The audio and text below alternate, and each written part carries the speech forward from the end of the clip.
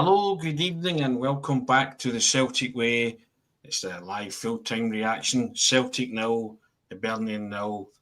The headline says it all. The boys blow chances and they draw again. I'm Tony Haggerty, and I'm delighted to be joined by Ryan McGinley, who was there at the game for the Celtic Way.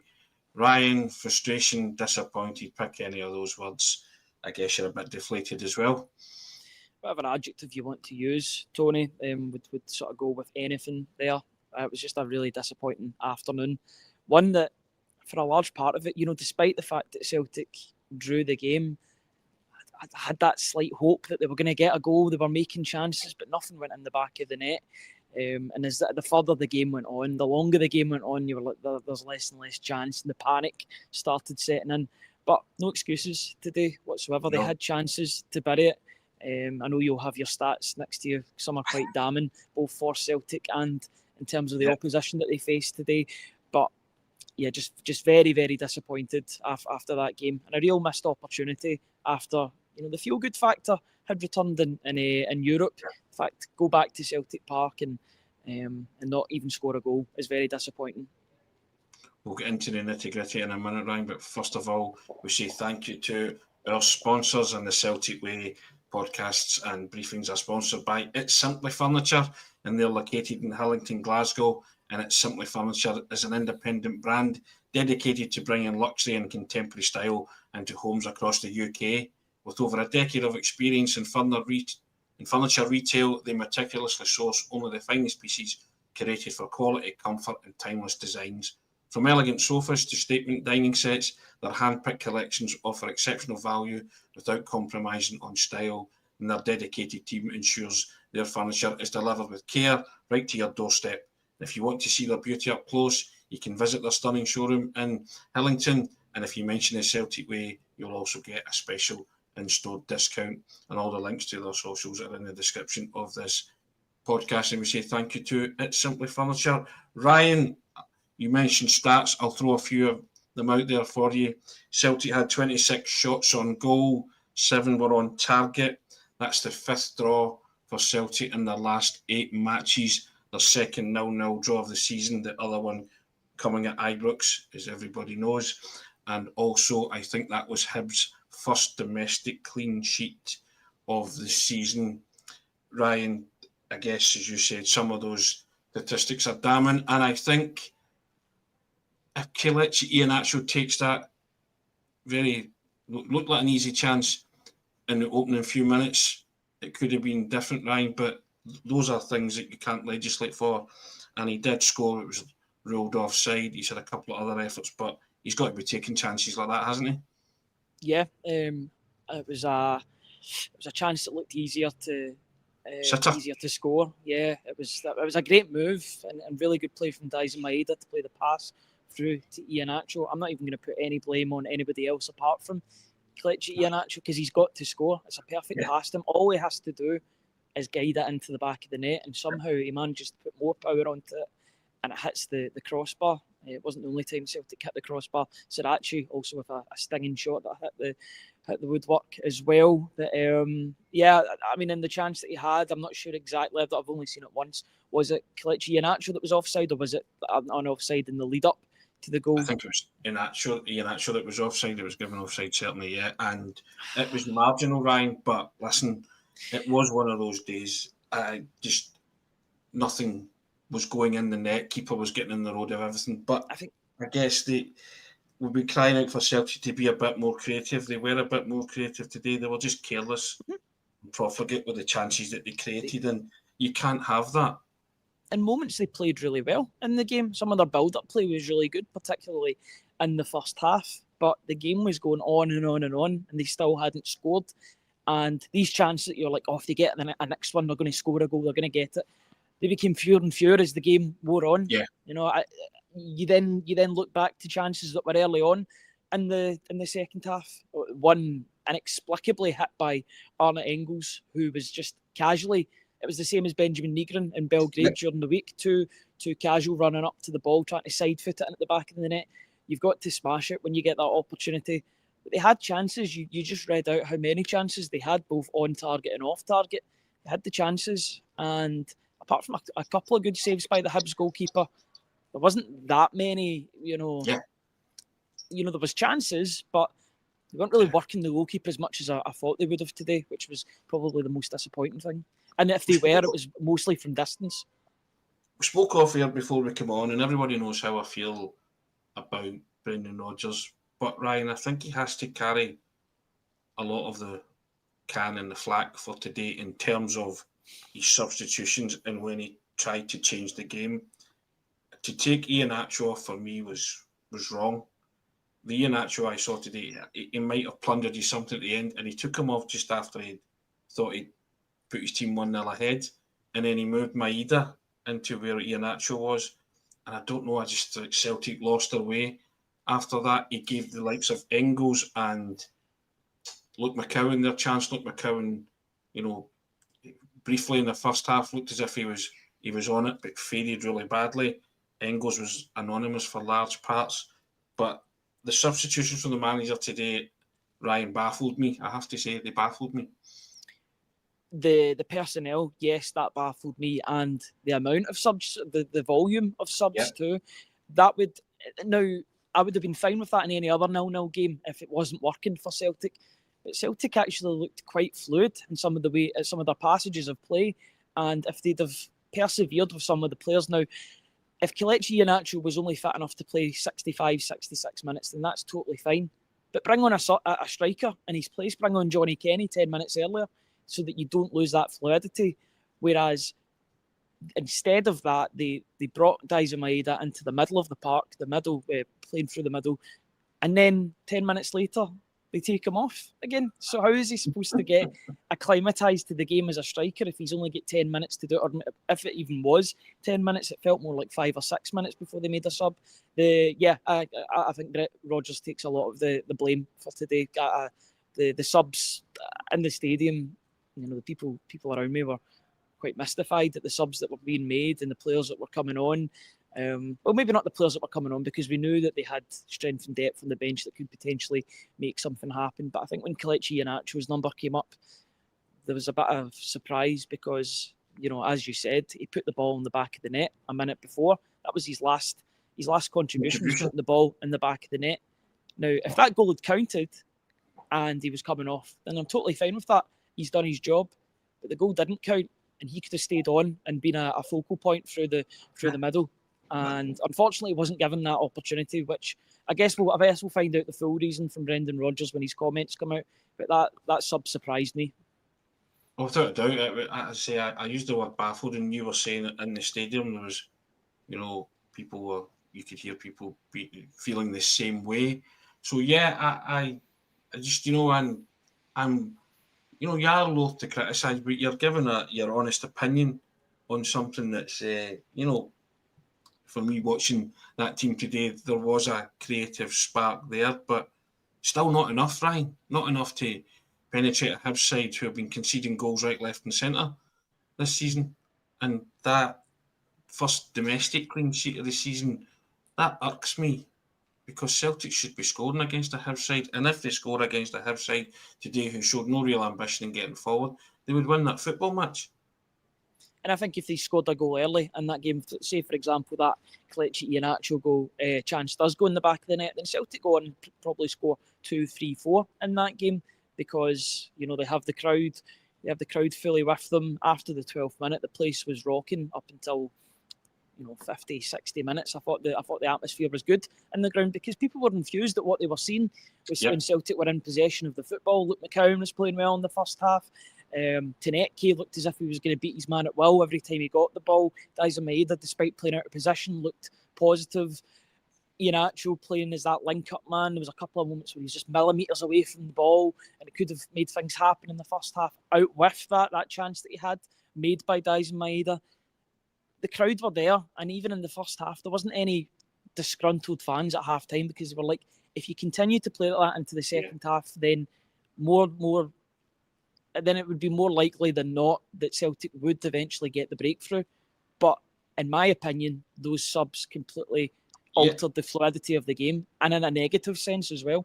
Yeah, I couldn't agree more. You were just about to say that. I just think that the substitutions at the time, the timing of them. They just took the sting out of the game, and Celtic were building a kind of head of steam. They'd scored the goal. It was ruled out by VAR. That's fair enough. But that, for me, I just felt that, once that goal, and everybody kind of got a lift from that, and then there was a disappointment. But you go again, and then it all changed, and not for the better. You're meant to bring in substitutes to have a real impact. I don't think any of them did.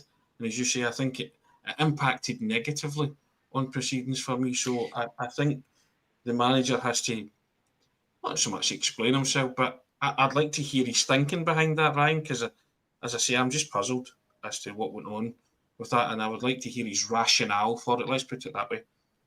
Yeah, can completely agree. And for some of the players that came onto the park, unfortunately, they could not get up to speed with the game.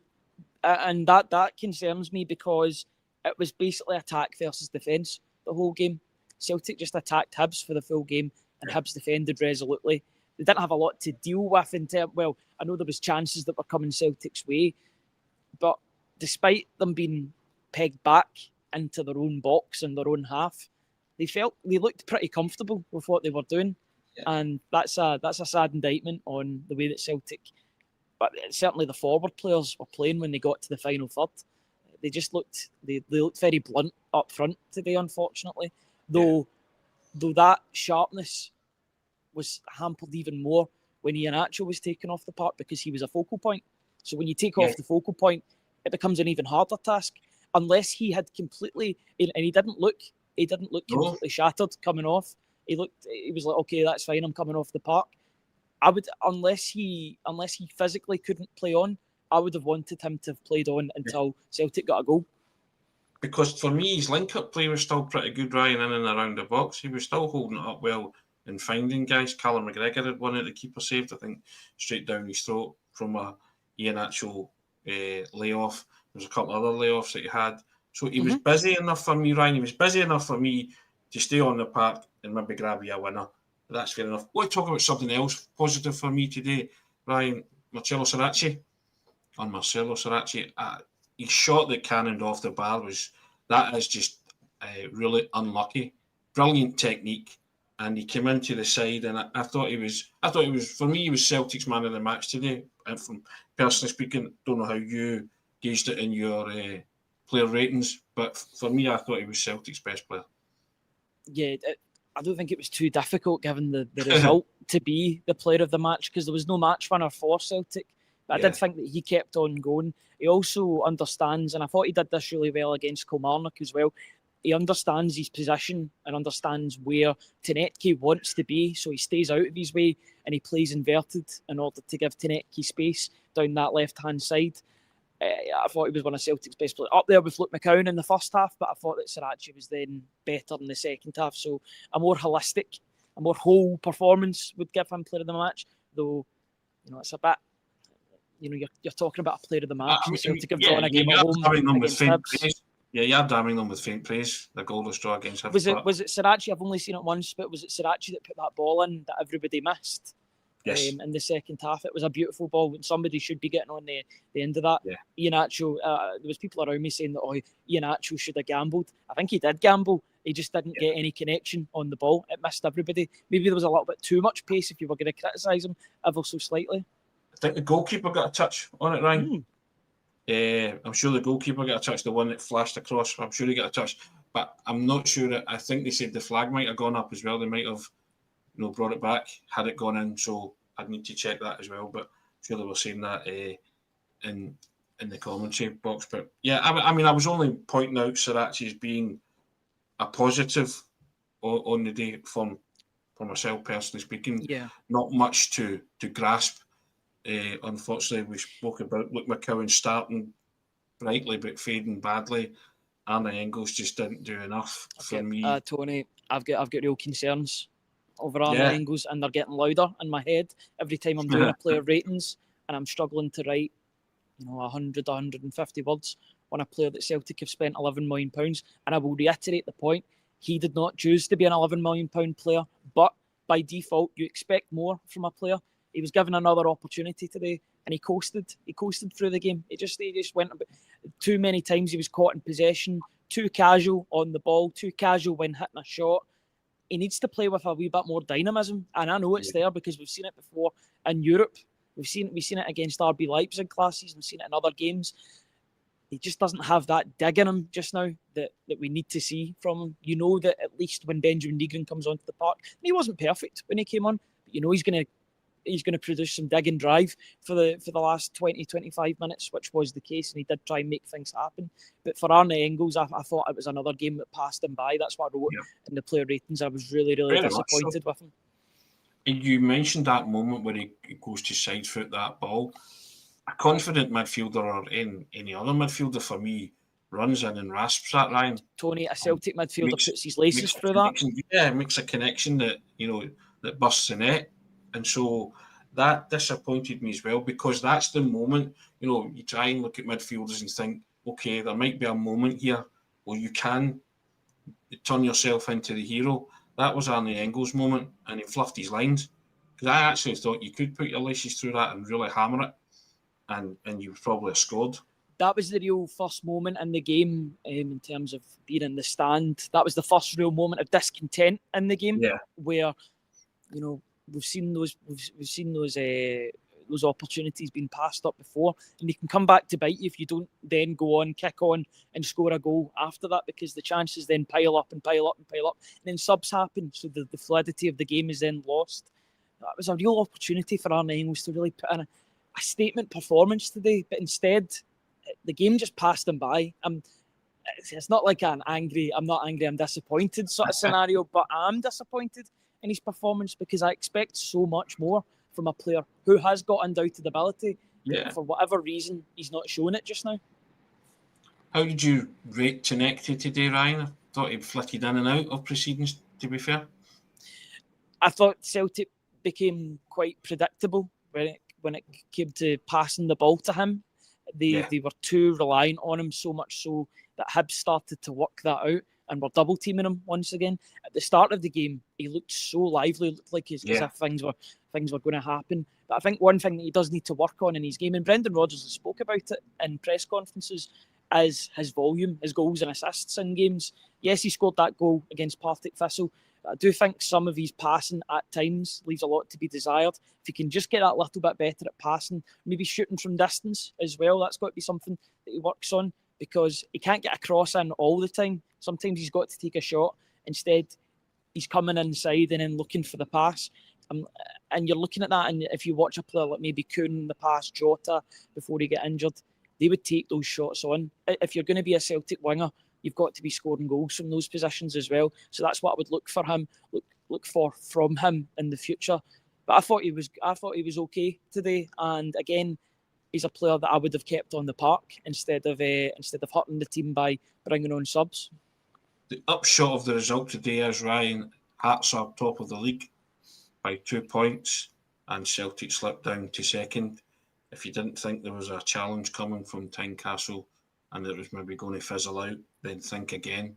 I think by all accounts, from the little that I've witnessed on social media, I think Hearts just dispatched Falkirk very easily today, played very well by all accounts. So they are there on merit, Ryan, and the gauntlet has been flung down, and there's a challenge coming from Tynecastle. And they've got goals all over the park. You've got Lauren Shankland scoring goals. They've got, not going to butcher his name, but they've got that Greek winger that's starting to score goals and assist goals. He wasn't even in the team at the start of the season. He was on the subs bench, but now he's came to the fore, and they will strengthen in January as well. I know they've got a couple of players coming in that are ready to come in January. So Hearts aren't going in. No. Hearts are not going anywhere, both now and in the medium and long term. They are a club very much on the up, using the analytics that they've got from Tony Bloom. And Celtic have got to, G themselves up that despite what's happening at Rangers, and I don't know what's going to happen with Rangers tomorrow at the Tony Macaroni, I think they're going to face a challenge, or at least a stern test from Hearts. I believe Celtic play them next month, so that's a massive game already. And Celtic have got to be circling that. Yes, take every match with the same importance, but circling that as a potential, a real big game so early on in the season. But too many draws is the problem so far. It's a long time to January, Ryan, when Celtic can possibly strengthen their hand. So yeah, I mean, we pointed that out. 5th draw in the last 8 matches, and that's the fire blanks against Kairat Almaty twice, Rangers and Hibernian. It's not. It doesn't make for good reading, Ryan, does it? No, it doesn't. Especially, I think this is the most disappointing one out with the Kairat game at home. But the fact that Hibs have been, that defence was there to be got at today from Hibs. Yeah. Everybody's been scoring against Hibs. Even Falkirk scored 2 against Hibs. Not to discredit Falkirk, promoted side doing okay under John McGlynn, but they scored 2 goals against Hibs during the week. So, the onus was on Celtic to come in and put in a bit of a statement today, because it was very likely, especially with Hearts being at Tynecastle, that they were going to go and win that game and win the game quite comfortably, which they did. They've done their job, and now they're deservedly top of the league because their form's better than Celtic at the moment. So that's the gauntlet that's been put down to Brendan Rodgers and his side, and they've got to respond. But as we said, and as we will keep on repeating, 5 draws out of 8. 5 draws in the last 8 games is really, it's not champions form at this moment in time. They need to be winning more games. Certainly, and also, I mean, you were saying the kind of feel good factor had returned, and it had returned because in the pre-match show, I predicted 3-0. You predicted 4-1. Lots of people were saying 3-0, and score lines of that ilk. That's how confident they felt going into this game, and I had a feeling that's the way Hibs would play. And Celtic could take full advantage of it. But when an opponent plays like that, you've got to put them away, Ryan. You have to put them away. That's the bottom line. It was attack versus defence, as I mentioned previously. Hibs were set up. They're entirely within their rights to do so, in order to get points or to get a good result. And it was a good result for Hibs today. Going away to Celtic Park and getting a draw. Although it's a bit of a better result than. It's probably a more likely result now than what it was, a few months ago, maybe about a year ago. But it's still a good result. They're going away from home and they got the job done and they kept Celtic out. As much as that was down to Celtic's poor finishing as it was Hibs' defending, because Celtic had the chances in front of goal and they just didn't take them. Either they were offside or they hit the crossbar or they just missed the target, which was really, really disappointing. Disappointing is the main word today, and I know we like to use that word a lot when things don't go our way. But it was a disappointing day because, from the protests that happened to then that outpouring of support to, a good feeling in and around the stadium today, and then that belief was just dying down and dying down and dying down. Even at the end, it was a really good chance from Johnny Kenny, but I thought it was a really poor header. If he gets any sort of connection on that and tests the goalkeeper fully, then I think it's in the back of the net. But I don't even think he connects with it properly, Tony. I'll need to see it again, but it just looked very weak. I think he got a decent enough connection. He just didn't get any direction on it. We got enough purchase on it, but the direction was sadly lacking, and that's all to do with technique, because I think he rose very well. He should be doing better, Ryan. I agree with you on that. My main concern, Ryan, is that it's an issue at the minute. It can't grow into a malaise, a real malaise. That's 5 out of the last 8. It has to stop. And the manager, for me, is not entirely blameless in any of this, Ryan. I've said before, I think he's walked away relatively, blemish-free from losing to Kazakhstan opposition, Kairat, in the Champions League, and not going to Ibrox and winning with a Rangers team who at that point were lying with their throat slit. And there can't be too many more instances like today where he can turn around and say, well, we put in effort, it just wasn't our day. It has to be Celtic's day. They have to come together, and because it will grow into a malaise, Ryan, and before you know it, there's Hearts 2 points ahead. That is the maximum that Hearts can be ahead until Celtic play them, for my liking. Because I think if Hearts get further ahead, then Celtic might find it hard to retrieve any lead. Not because I don't think they're good enough. I just think that you're giving someone a real impetus here and a chance, to a shot in the arm, basically. Hearts will be the most surprised team today that Celtic haven't beat Hibs, and they're now sitting top of the league. and what that can do for a dressing room, it can galvanise you. And Hearts are fans seeing their chances with the Jamestown Analytics and Tony Bloom there and Derek McInnes. And as I say, you have to address it before, I'm not saying it become irretrievable, but before they kind of start stretching away. Yeah, completely. And they've got the Edinburgh Derby next week, so they'll be right up for that. And they'll probably score against Hibs, which Celtic failed to do today, which will be disappointing. But they have goals all over the park at the moment in Celtic. They're not firing on all cylinders. It took a 95th, 96th minute penalty to beat Kilmarnock at Rugby Park. Yeah. They drew one each with a bang average Red Star Belgrade side. They drew nothing each with a Hibs side that has been shipping goals left, right and centre as of late.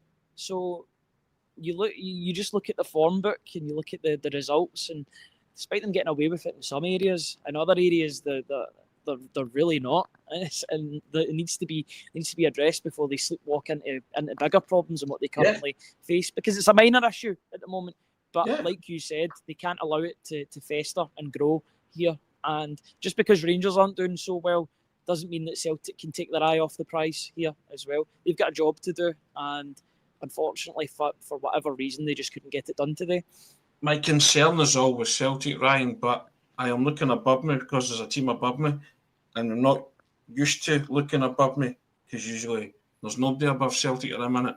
So I think you have to be, that's your concern, because Hearts are your nearest challengers and rivals at this minute in time. But everything has to be addressed then. And as I say, I include the manager, looking a bit more introspectively and to see what he can do better to improve it. Because I think every Celtic supporter to a man, woman and child would agree, it's been a chore watching this team since the start of the season. It really has. It's been an absolute bind and a grind. And I would be okay if that bind and the grind, we were churning out results. But Celtic aren't at this minute in time. And that's what concerns me greatly, Ryan. I'm waiting for that spark. I'm waiting for that flick to be switched. And every time I sort of see possible green shoots of recovery, the light switch just gets turned off. It goes dark again. Because it's been such a chore watching this team at this minute in time. It should have been today, Tony. It really should have been today, because everything was going for Celtic. The conditions, the way the pitch was nice and wet. I think Brendan Rodgers even mentioned that in his Sky Sports interview, that the pitch was wet. It was perfect conditions. There was no excuses for today. The team that they put out should have been able to beat Hibs today. But the fact is they didn't. So who is that down to? Is it down to the players on the park not showing up? Yes, to an extent. Is it down to the manager and his decisions? Yes, to an extent. Is it down to the board and not prepping the side properly for the season and the vigours that the season has? Fighting on four fronts. Yes. So I think there's a load of things going together. I don't think it's anything to do with the fans or the supporters or the protest today. I don't even think you can even talk about that when it comes to the result, because the fans were there with the players today. They made noise. After 12 minutes, there was so much noise, and they were really. They were shouting them on, cheering them on to get the result today. Everybody was connected, and the support and the stands. Celtic just did not deliver on the pitch, and the manager didn't deliver in terms of sorting a master plan that got the better of Hibs today, and that's the disappointing thing for me. For me, it's all down to that other Celtic collective, not the United fans one. The board, the manager, and the players. The Celtic collective too, as you might call it, Ryan, but they're all failing in their job at this minute, aren't they? The board have failed colossally by not backing the manager in the transfer window. The manager has to go ahead with what he's got, but he should be getting a better tune out of these players. He should be beating teams like Rangers at Ibrox and Kairat, Almaty and Hibernian, Ryan. He should not be drawing 4 blanks against them. And then those players as well, whatever instructions they have been given, they should be able to raise it in order to win these football matches. So it's a collective thing for me. And I only mention the board, and that only goes so far, because that's in the transfer window. Now Celtic have got this squad to work with, and they have to churn out results until January, until they can change the team and get those reinforcements in the right wing area, maybe another midfielder that can make something happen in the engine room. I don't know where else, maybe another striker. But this is the squad that they've got from now. And January. there is a real danger. There is a real danger of this season becoming a malaise, as you spoke about. Five draws in 8, that would already suggest that there's a slight malaise in and around the club at the moment. With that, coupled with the fact that there is unrest and the supporters as well, it's a recipe for a potential disaster. And it can't be allowed to go that far. The only way they can do that is by getting results on the park. Yeah, I mentioned that word because we're not far away from it, Ryan. You know, that 5 and 8 and the unrest and all that. Malaise is maybe too strong at the minute, but we are hurtling headlong towards that scenario. I would call it like a dormant volcano, this, almost, with the way, and it just kind of teases itself almost, you know, it teases that it's going to erupt. It's always there in the background. Out lava at the minute. Yeah, it's just teetering along. But the way that's just the way that the season's going, and I just want Celtic to click into gear quickly, because that's what 2 draws in a row now. Could have easily been 3 draws in a row. Well, obviously the Partick Thistle game, but in terms of the league and the Europa League, there's quite a habit of drawing games at the moment. But today was in the other games at least they scored goals, but to draw a blank at Celtic Park is really disappointing given the chances that they had and the domination that they had in the game possession-wise, to not carve out at least 1 goal. Now, I know that freak results can happen and a team can counter-attack and a late goal can be conceded and then you would finish 1 each. But to draw a blank when literally Celtic were just attacking for the full game or the majority of the game was very, very disheartening. And I'll tell you what, O'Hara's missed probably the easiest chance of the game for Hibs. He is 3 yards away from goal and he scooped it over the bar, Ryan, right in injury time in the first half. Was that the one that all the Celtic players seemed to just watch? Yeah. And you want to see this? It's unbelievable. It's harder to do what he did, scoop it over the bar and put it in the net. So could have been a lot worse for Celtic. This is a weird point to make, and shoot me down if you think I'm wrong. But if they were to have conceded that goal, would they have shown more in the second half to go and attack, knowing that they were behind in the game, rather than going in nothing each? Playing devil's advocate, it's a what-if scenario, but I'm not sure. You don't know what you're going to get. I'm not so sure they've got it in them to come back from a goal down at this minute in time, but that's another argument altogether. Yep, I think we started the programme saying frustrated, disappointed, deflated, and we are sort of edging towards the abyss and a malaise, an erupting volcano. But yeah, I think that's just the way a lot of Celtic supporters are feeling. You were there. You mentioned the protest briefly, Ryan, but you said that Celtic they got behind the team when it mattered. The 12 minutes was observed. It's going to move on to 29 minutes on Thursday night. Would that be? Do you see that being productive, counterproductive, or? I see it being disruptive, but that's what a protest is for. A protest is supposed to disrupt the norms. So in that case, it will be effective.